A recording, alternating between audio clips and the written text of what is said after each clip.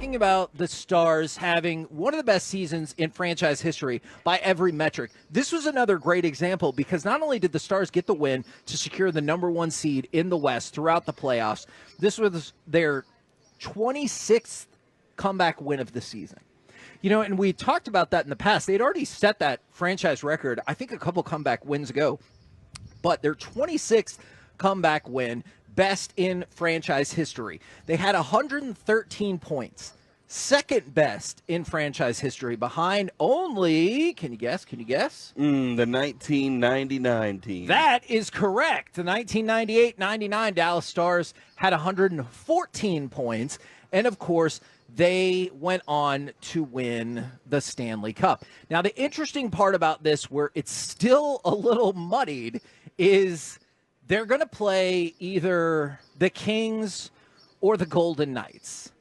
Both of them, I believe, play this evening to wrap up the slate of NHL games, and then we'll get going this weekend in terms of the playoffs and everything like that. But you are in a position where both Vegas and Los Angeles have not very good opponents this evening. So if all holds, you would play the Kings. Hold on, hockey's not over? They finished a regular season this evening. Okay. You sounded so put out by that. I am kind of exasperated by scheduling. Because we didn't all end on the same day like the NBA like does. in the NFL, I'm like, every game should be a noon game in the NFL. You know, I'm always kind of weirded out by the way that the leagues do that. But I like the way that the NBA did it. I think that's a smart approach. Back to you, Kevin. No, I get it. But it's like they plan their season from the end and go backwards. I like it that way. Fair enough. So the opponents tonight, it's the Ducks for Vegas and Chicago for Los Angeles. Like I said, neither one of those teams are particularly good. If both have the same result, you're going to play the Kings because the Golden Knights are 1 point ahead of the Kings. And I know we kind of talked about this yesterday. I'm not saying that like any playoff opponent is going to be a chump matchup or whatever. I would just much prefer the Kings matchup versus the Golden Knights matchup. I don't know how these two teams are going to attack it this evening, but if they get the same result, then you're going to end up drawing the Kings. If the Kings win and the Golden Knights lose in regulation, you're going to end up getting the Golden Knights. I think, Kevin, you know, I discussed this with you yesterday. It doesn't matter who they are, line them up, knock them down. That's the way I look at my opponents. But right now, the thing that I'm most excited about is Oettinger looked really good yet again. He did. And going into this stretch where now it's time. And maybe this is something that Brian Ray was talking about the other day. Oettinger last year, he was kind of tired because he played a lot of hockey last year, right? And then as you're rolling into it, he's like, all right, I'm doing my thing. And then maybe where things wear out just a little bit. Now he has a little bit of a different approach to it and the way he's seeing it. And he had a tough spell earlier in this season, but he has found his place right here at the right time. Okay. I'm really glad that you brought that up. I hope I didn't jump ahead on something. No. That's a perfect transition. That's why you're a pro. I outside of the social media saves that you probably saw last night, there was probably at least two that popped on social media. Yeah. The one I loved the most was the one where he just stuck his stick back there and deflected the shot. Like he was out of the net, dude. Kind of looking like a soccer keeper a little bit. He wasn't even like he was in the wrong position.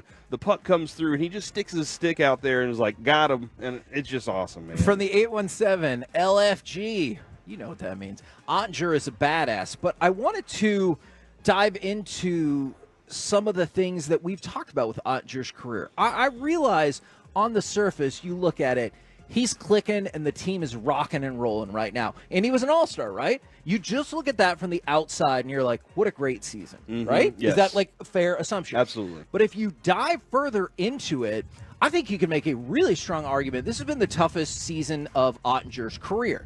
You talked about in the offseason, he was coming off a surgery. Yep. And then he missed like a month with the groin injury.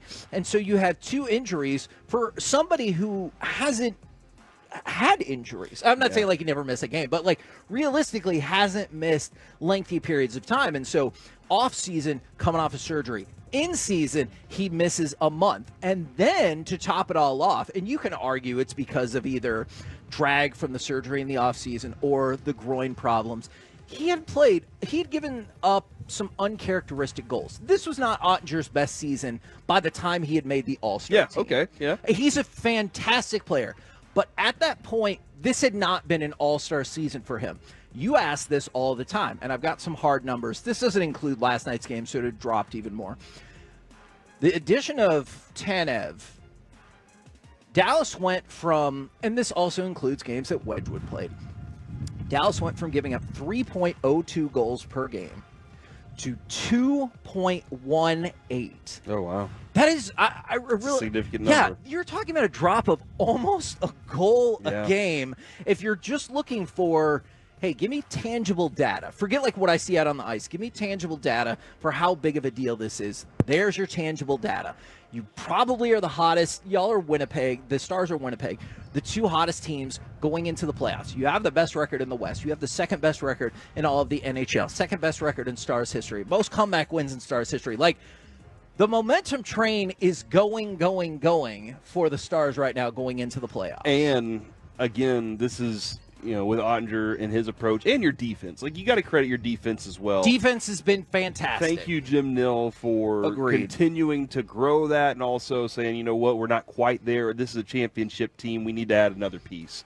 That was a significant. Tanev was a significant piece to this. Yes. That, like we said, pushed everything down so that you're good. But Kevin, this is the Nate Eovaldi thing.